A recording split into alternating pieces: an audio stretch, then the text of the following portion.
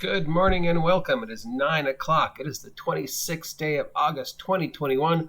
I am your grumpy guide to all things gaming, the OGGM, and it's day 26. Day 26 of RPG a Day 2021. Every day for the month of October, we are taking every day for the month of August.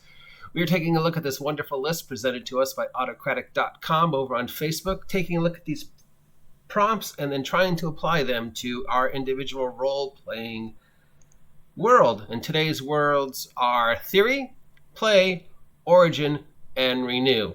Not sure what I could do about Theory. Oh, this is my theory of how this rule works. Oh, well, no, actually, this is how this rule works. Oh, my theory was incorrect. Thank you.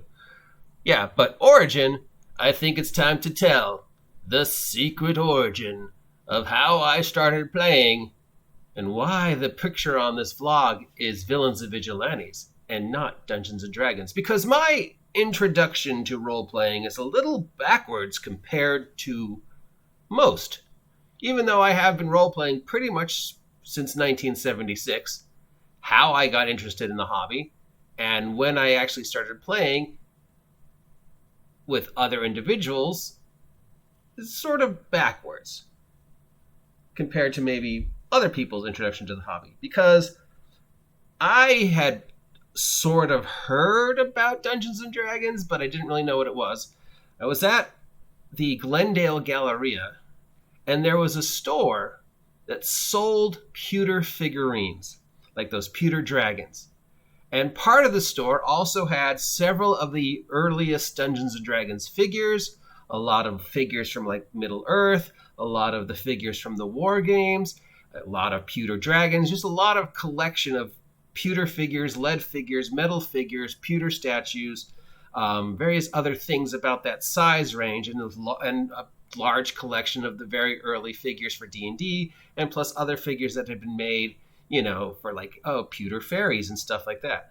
And I was just drawn to them. I spent like 10 minutes just looking at them. They drew me into this little teeny miniature world and I asked them what they were for, and he said they're for a game called Dungeons & Dragons. Now, obviously, not all of them were for D&D, but I guess back then we used anything to represent our stuff in D&D.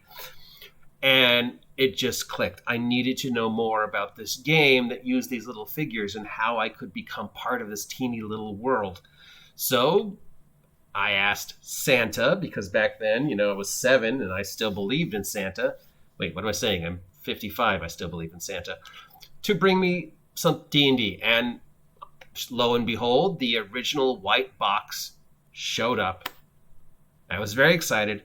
I tried to read through it. I tried to make characters. I tried to get more stuff. Anything that was available about Dungeons & Dragons at that point in time I went and got, even though I didn't really understand it, and I didn't have anybody to play with, and I was sort of embarrassed. I was already being ostracized at school, so I just sort of tried to teach myself, and I played with my younger brother, and we didn't really know what we were doing.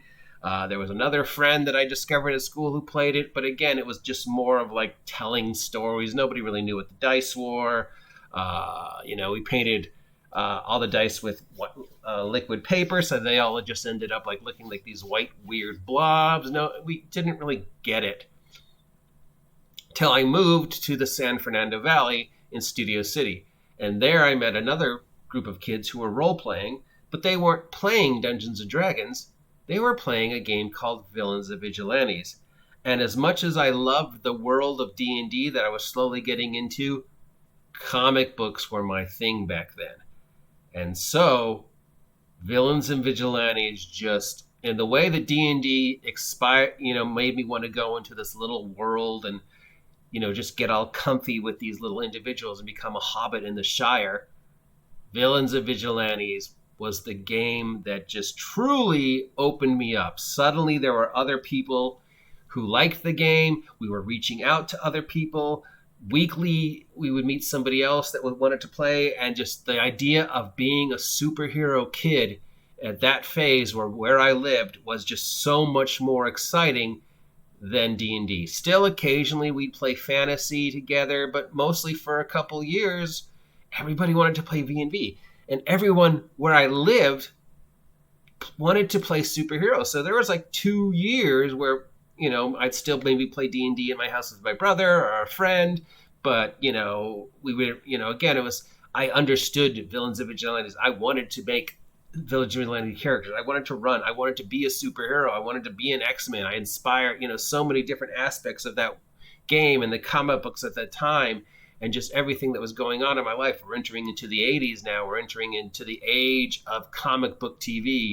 We have the Thundar and the Super Friends and the Transformers and Robotech and just, wow.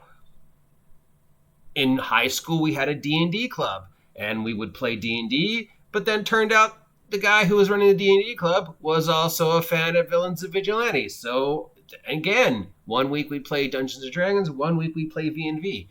There's a huge chunk of my life where 90% of my gaming life was superhero role-playing games, mostly Villains and Vigilantes, and the remaining 10 was playing D&D. I didn't really start playing Dungeons and Dragons until I met up with Tom Lingreen and then started playing D&D with a small group in the Valley in the late 80s. There's a famous story of how we played D&D in the garage of the woman who would someday become the drummer for the Go-Go's, and we got to hear the very early Go-Go's playing. And then I went to college. So my high school life, my early D&D life was some D&D, a lot of Village and Vigilantes, a lot of other independent weird games, more Villains and Vigilantes, a lot of other weird independent small games that we were just experimenting with, some D&D, then a lot of D&D, and then I went to college. And there was a role-playing group at college, but they weren't playing D&D or Villains and Vigilantes. They were playing a homebrew time travel game. So there's 4 years at college where, again, very little D&D, if none.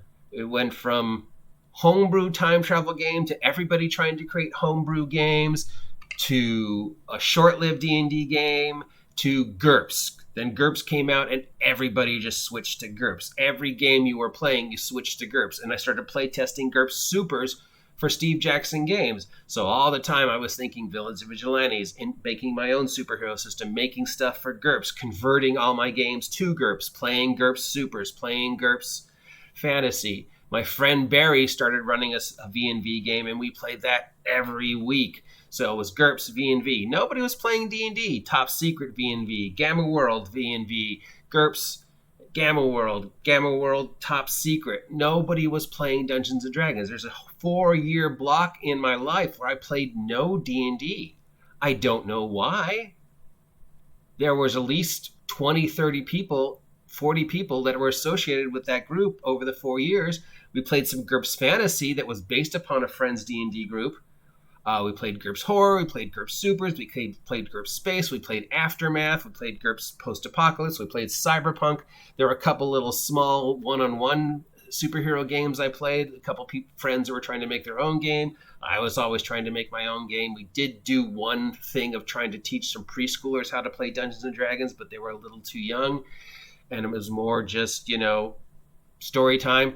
But mostly my college life was other games besides Dungeons and Dragons. Then I graduate college, I move back to the Valley, and then, of course, I meet TJ Storm, and Tom Lingreen and I reconnect, and then it's just nobody wants to play anything but Dungeons and Dragons. It's 1989 to 2002, every week I'm playing Dungeons and Dragons with TJ Storm or with other individuals, but mostly with TJ Storm and those people. And then I move up here to Ventura, and then again, it's pretty much nobody wants to play anything but Dungeons and Dragons or games based upon Dungeons and Dragons. We played a few games of Savage Worlds. We played a couple other games. I tried to get V&V games started, but just all anybody wanted to do was just be superhero murder hobos. But Dungeons and Dragons and then Pathfinder were the thing. So the first half of my gaming life is mostly superhero role-playing games. The second half of my gaming life is mostly GURPS and superhero role-playing games. The third half of my gaming life, Dungeons and Dragons. The fourth half of my gaming life, Dungeons and Dragons and a few small independent games, but mostly Dungeons and Dragons. So my origin into role-playing is sort of backwards because it started with figures, which led to D&D, which I never really played, that led to superhero role-playing games, which I played a lot, that led to D&D, which I kind of played, that led to never playing D&D, but playing lots of GURPS and playing lots of other small systems and everybody trying to make their own system, led to a lot of D&D, led to a lot of D&D, led to small independent games and everybody trying to make their own system, led to COVID, led to now, where I'm not playing D&D. I'm playing a homebrew space game that I made. And I'm playing OSR games online. Weird. Very weird. So that's the secret origin of my gaming life. I hope you appreciate it. If you do, let me know. If you haven't subscribed yet, please subscribe. Help me hit 1,000 subs. I'll talk to you later. Have a great day. Stay off my land.